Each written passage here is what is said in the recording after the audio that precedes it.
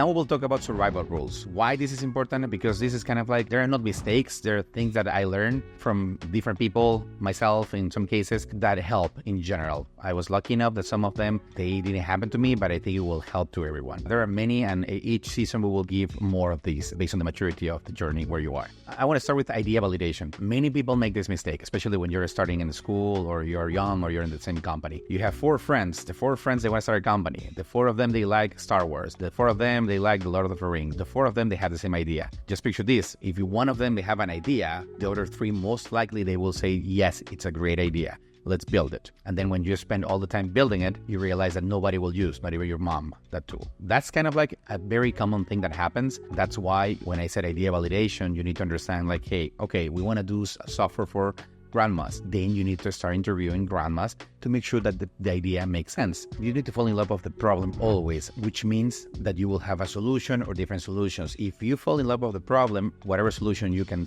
think will eventually hit the problem. So here now you have the idea validation stage where it's kind of like, I have this potential solution to that problem, but I need to make sure that if somebody needs it, somebody will pay for it. Just remember that the fact that people want to use your tool doesn't mean that they will pay, which means that you are not a painkiller, you're a vitamin. Just have that in mind, because I saw many startups where they said, oh yes, everybody's using it. And have you ever asked them if they want to pay for it? When they did, most of the people say, no, I don't want to pay for it, which is different ways to approach that, but it's not perhaps the best solution, because if you don't make money, you will be in the game of like, I need to raise money so I have users, and when I reach IPO, I will be rich. So just have that in mind. That means understand the market size, understand the user, and have a clear path of the user, because I also seen this. People mention me, oh yeah, my user persona, it's Jane and Joe, and they're like millennials and they spend money. Great, that's not a user persona. User persona needs to be as clear as this is Joe, Jane, they live in LA. They are parents with 1 kid and 1 dog that they spend X amount of dollars on the dog and the kid. They go traveling. As much information as you can provide, the better is going to be the outcome. Why? Because if I know how many Joes and Janes are in LA, I know what's my market. I know what percentage I want, and then I will be able to find those Jack and Jane or Jane and Joe and understand if they want to pay for my service, if they want to use my service. The same happens with B2B, because you're talking with humans, like it or not. Still, so we want to understand like who is the person in that company that will make the decision. And the same happens. What type of company are you trying to reach? Like, it's going to be enterprise, mid-market, SMBs, startups, same thing. So try to have that idea validation process really clear, and I'll keep a couple of resources on the tab as well for you to do experiments, but try to do that, because otherwise you are going to be making assumptions, and these assumptions, they never end. Just remember that, because the fact that you have something that people want doesn't mean that you have to stop listening to them or keep validating those thoughts or idea or feedback. So just have that in mind. Now we will go to the next survival rule, which is choose a good co-founder. Here, I had a lot of experience. I have a lot of stories that I will cry if I start with all of them. But what I want you to get from that, it's like choosing a co-founder, it's almost like choosing your husband or wife. Why? Because the divorce is going to be really expensive in a way.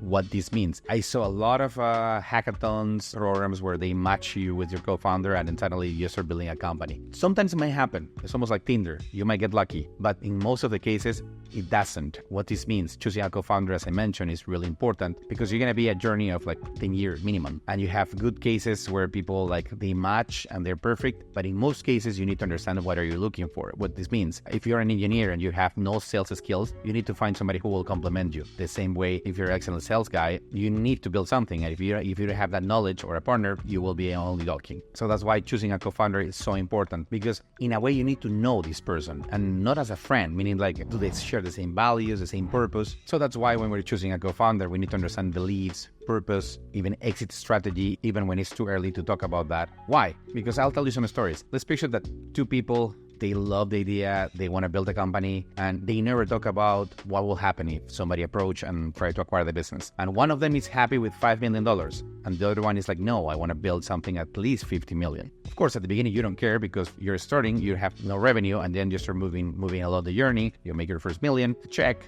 make the second million, happy, 3, 4, 5, and suddenly somebody show up and say, hey, I want to buy your business. And they give you $5 million for your business, for the sake of the example, one-time revenue. You, the guy who was like, I'm happy with 5 million, give me the 5 million and I'll be happy. says, yes, I want to sell. The other guy is like, no, we don't want to sell because I want 50 and I want to keep building this company. Yes, in that moment, you will have a disagreement that might be a foundation disagreement. Why? Because whatever they choose as an answer, one of them is going to be happy and the other one is not going to be happy. And that's kind of like how you fracture partnerships. So those tiny things that I mentioned you sound silly, but they're very, very fundamental. The same way of how you want to do business. There's people that they want to cut corners. You don't want to cut corners. That's why you need to understand who's your co-founder. The same way happens when responsibilities and growth, because a company is going to grow. Because just picture this, when you're starting a company, it's like a restaurant. Everybody's a cook. Everybody will do whatever is needed to put food on the table of the customer. The same happens when you're a startup. Everybody will do collections. Everybody will answer the phone. Everybody will send emails. Everybody will do recruitment. But as you grow, you need to understand that you have a co-founder that will grow with you. Otherwise, you will have an issue. And that sometimes happens. You have people that they are not born for that, and you choose them as a co-founder because you didn't have other options, and that's another thing that you need to have in mind. Do not settle with a co-founder just because you were not able to access to different talent. This is almost like relationships. Don't settle with a guy or a girl just because there was only 5 people in the room and you will never see, or you thought that we will never see anybody else. The same with co-founders. Try to expand your network. Remember this, your net worth is your network. So that's where you will find your co-founder. Otherwise, you will have issues at the long term. That it happens to me in some other occasions, not at Tecton, where I was doing the work and then the other co-founder just want to do one thing. So that's why we need a partner that will grow with you and the company will be healthy. Just because if you're a solo partner, that doesn't mean it's bad, but usually it's better to have partners that will help you scale. I try to find partners or co-founders that they will actually are partners, meaning that they are caring about the business itself, not only the things that they do. This goes to another lesson learned from, or survival rule from co-founders. The fact that you have shares on the company and you're an employee are two separate things. That doesn't mean that you can just mix those things together, because it happens. So that try to find a co-founder that really understands that, because one thing is to be stock owner and a different thing is to be a real partner. I want to close with that, and take as much time as you need it because it's really important. That's going to make it or break it in your company. So customer service, another very important survival rule. I was lucky enough that I was doing that without knowing, but I think it's worthwhile to mention this because of several things. Remember that your brand means nothing at the beginning because nobody knows your brand or your company. They are basically trusting the team, the people that is there. What this means, when somebody is actually buying your product, they are really making a bet that you will be the customer service. What this means that you will care. If there is a mistake, you will react. So this means that they're buying you or your company or your startup or your team. Customer service, it's everything. They are trusting you. The most complex thing in the world is trust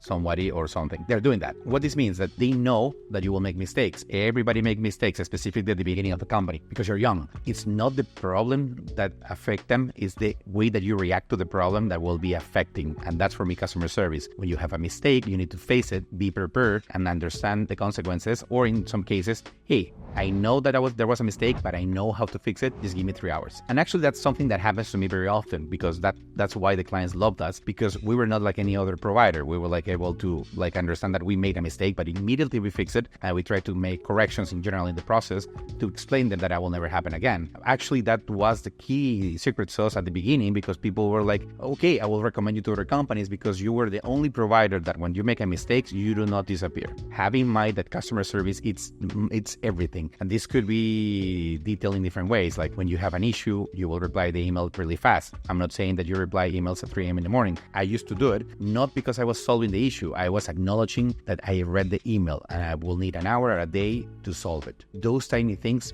really make the difference. And in sales, even customer service, close the deal. Why? Because if you are the first one replying and asking questions, usually that means that you will have a very good communication. And customer service is about communication. So have that in mind in whatever you do, because it will make a difference.